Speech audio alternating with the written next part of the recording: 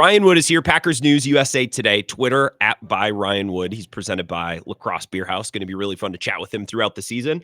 Ryan, practices this week with the Seattle Seahawks, including a practice that featured a bunch of fights. Have you ever seen a practice like that in your life? Because I saw a lot of tweets and reports. It's like I don't know that we've ever seen a practice this riddled with hand-to-hand combat. Quite literally, it was brutal on Thursday.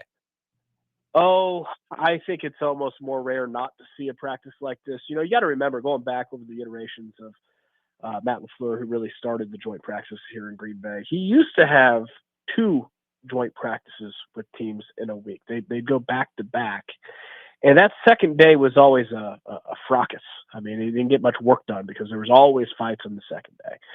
So Matt LaFleur then was like, okay, scratch that. We're just going to keep it to one day, and that's the pattern that they've done for a couple of years now, which is one joint practice, off day, then you have the preseason game. Today, it got a little carried away. This is how a training camp joint practice fight starts. A Seahawks player, I'm not sure who, but a Seahawks player tried to get into the huddle of the Packers offense. Zach Tom didn't like it, and he just started throwing some haymakers, and Sure. next thing leads to another, and both sidelines clear, and it's just, Zach Tom and Elton Jenkins, I believe, both got booted from practice today. Elton Jenkins got booted from practice 2 years ago against the Bengals. That's right. They had some fights when they went down to Cincinnati, Jordan Love's first training camp as the starter. Elton Jenkins' punishment for that was that he had to play an extra series against the Bengals in the preseason game. So we'll see if Matt LaFleur follows suit. Maybe you'll see a little more Zach Tom and Elton Jenkins against the Seahawks on Saturday night. Do you think these guys are just ready for the season to start? Is that the source of this frustration, that they've been at it now for a couple of weeks and they're just ready to be done practicing? Or is it just that they're going against another team and that rivalry is there and they're poking at each other? What do you think is the genesis of why there's always fights at these things? Yeah, I think both. We're at the end of training camp now. Training camp is grueling for everybody, especially the players. It's every day. They're not going against their own guys now, so all that pent-up frustration, and it might be something from like last week that someone's still harboring, and then boom, a little thing like, a Seahawks player's trying to get in our huddle, Sure, sets you off, and then boom, it's a sideline clearing brawl. It's always little stuff like that. But yeah, I think, these guys are ready for the regular season. Keyshawn Nixon said earlier this week, he was asked about training camp. He's like, man, I'm done with this training camp stuff. I can't wait for the real games to get here and we can actually play football. I think that's about how everyone feels. I went on vacation last week, and when I left, I don't remember there being a lot of hype for Jordan Morgan. He was just kind of there trying to figure out a position. And then I get back and I hear people saying, well, maybe he could challenge Rasheed Walker for the left tackle. I was like, whoa, where'd this come from? So what's happened over the last 2 weeks specifically with Jordan Morgan? Because it seems like he's taken a leap.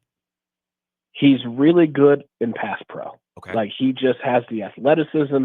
He has the feet to mirror on speed rushes. I've been mostly impressed because, the athleticism is why he was a first-round pick. That's not a surprise. But he's a strong anchor, too. When you throw a bull rush at him, and I've seen it a few times, he can dig his feet in the ground, and he really anchors strong. He looks like he's so much more comfortable at left tackle than he ever was at any point last year when they played him at guard, which is not a surprise because Jordan Morgan was a lifelong career college left tackle. He never played guard at Arizona. He was a left tackle all 3 seasons as a starter. So last season as a rookie was very challenging for Jordan Morgan. If you remember, right after the draft, Matt LaFleur says, okay, we're going to try him at left tackle first. It's where he played guard. And then almost immediately they switch him inside to guard, and he never looked comfortable there. And so he's moved back out now, and he looks like a left tackle. There's always going to be the questions about his arm length. He's got sub 34-inch arms, which is not optimal for the position. But if you have that kind of athleticism, that kind of footwork, that strength against the bull rush, you can play left tackle in this league. Zach Tom has shorter arms, and he's been just fine as a tackle, whether you throw him on left or right side. So Jordan Morgan's looked pretty good, and he's certainly making a run at that blind side position.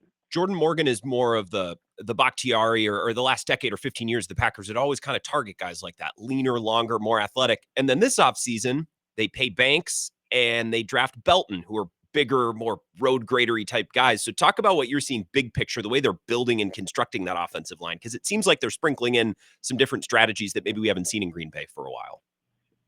Go back to the way that the Packers entered the offseason on the wings of that loss, where they were just beat up on especially their offensive line, just physically beat up by that Eagles defensive front. That's the last thing Brian Gutekunst saw. And I think that gave Brian Gutekunst the impression of, okay, this is where this team needs to get better. They need to get meaner. They need to get more physical. They need to get tougher up front.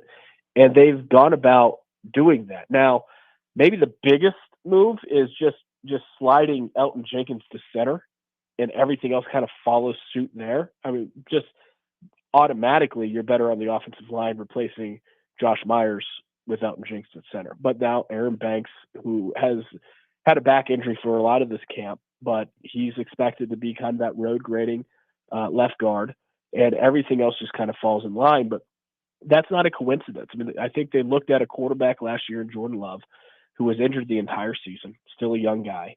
They looked at the engine of their offense, Josh Jacobs, and they thought, how can we keep the quarterback healthy, and how can we pave the way for our best player on offense? And both of those answers are the offensive line.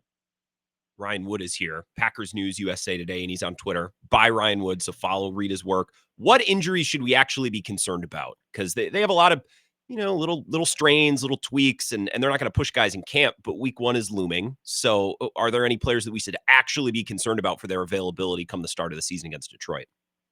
Yeah, I'd be concerned about the receiver situation right now. Not just because Jaden Reed, Dontavian Wicks, and obviously Christian Watson are all out.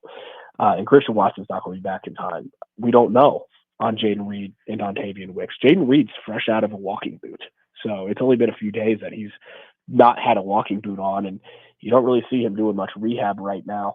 But all these guys are kind of repeat offenders with injuries. Like, it's not the first time any of these guys have been injured, and they've got a lot of depth on paper when healthy, but it does not take much to really lean away that depth. And that's kind of where they're at right now. I think the good news for the Packers, especially early in the season, and you saw this against the Seahawks in the joint practice, they have the type of tight end play that can kind of help you get away with being a little short at receiver. Sure. Tucker Kraft and Luke Musgrave both had huge days against the Seahawks defense. Both had multiple splash plays. We're talking 20-plus yard catches down the field. And they do it in their own sort of way. Tucker Kraft is that classic inline tight end that is a blocker first and foremost, but you see what he can do with the ball in his hands. He's kind of that yak king. He had the most yak yards last year for the Packers offense. And then Luke Musgrave, who is really putting together a very strong camp entering his third year. It's never been the talent with Luke Musgrave. It's always been, can he stay healthy? He hasn't the last 2 years. I asked Luke Musgrave after practice against the Seahawks, how's your body feel right now? He's like, it's never felt better. I mean, he changed his entire offseason, stayed here in Green Bay. His wife is a Pilates instructor. Nice. So he started doing a lot of Pilates.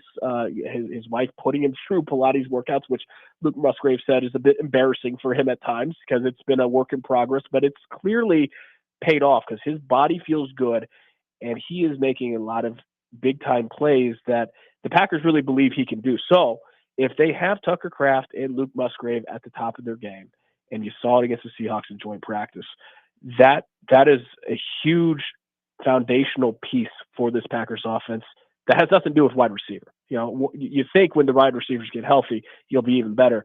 But I do wonder if that'll be enough because this Packers offense, Grant, I mean, what they want to be is they want to be power run, multiple set, a lot of 12 personnel, making it easier for the quarterback and Jordan Love, a lot of play action pass, and really relying on those tight ends. Matthew Golden, how is he matched up with maybe some other rookie wide receivers you've seen come into Green Bay in training camp and through 2 preseason games at least?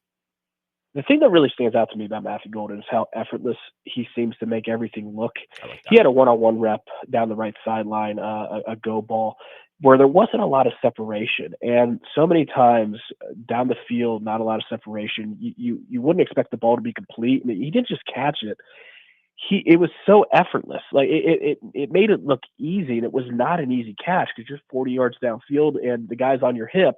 Just a walk in the park. He makes the very difficult look simple, And I think that's always a good sign, especially for young players who are able to do that. Now, what happens in September, because he's going to play a lot. He's going into his rookie year already a signature piece of this offense. What happens when he's not going against vanilla coverage? When the intricacies of NFL secondary play are matched up against him, and he's got to figure that out. And I think even bigger than that, if the Packers have to rely on him a lot early, can he avoid that rookie wall late? Mm-hmm. You know, I mean, ideally, you don't want Matthew Gold to be your wide receiver one in the first 4 weeks, because the NFL season's so much longer than college. Matthew Golden is fresh off of getting ready for the combine and off-season workouts, getting ready for the draft. Didn't really have any rest after last season. That rookie wall can hit for anybody. So especially if you're relied on heavily early, what does December and January look like, I think, is a question. But as far as is he ready to play now, every indication is yes. So Saturday, their final preseason game against Seattle. Let's wrap up with that. What do you have written in your notebook of things that you still haven't been able to get a read on, things that you'd like some clarity on, player that you want to see one more time? What are you looking for on Saturday? It's all about the 53 now. I mean, it is full throttle ahead to cut down Tuesday, and it's going to be very, I two positions when it comes to who stays, who goes, that I'm really looking at is McCole Hardman versus Malik Heath at receiver, Isaiah Simmons versus Christian Welch at linebacker. But it's not just the interposition battle. I mean, it's Malik Heath or Christian Welch. That's how the bottom of the roster is really decided. So, Okay. Effort plays, not just offensive defense, but obviously special teams is going to be hugely important. The other part of that, when it comes to the 53, how do the Packers feel about their offensive line depth? I'm really curious, because traditionally Brian Gutekunst is going to want to keep close to 10 offensive linemen. Do they feel like they have 10 offensive linemen that are worthy of a 53 spot? I think that's a big question. All right. Well, we look forward to watching along with you on Saturday, and then we'll catch up next week. Ryan, is there anything? Are you going to have a roster prediction story up? Or is there anything that we can watch from you at Packers News over the next week until we talk again? Almost immediately after the final gun of Seahawks Packers Saturday night, I'll have my projected 53. So, like I said, it's all about the 53 right now, and it's all about who's going to make the roster. It's time to lock in. Well, I appreciate it, Ryan. Enjoy the game on Saturday. We'll talk again soon. All right, take care.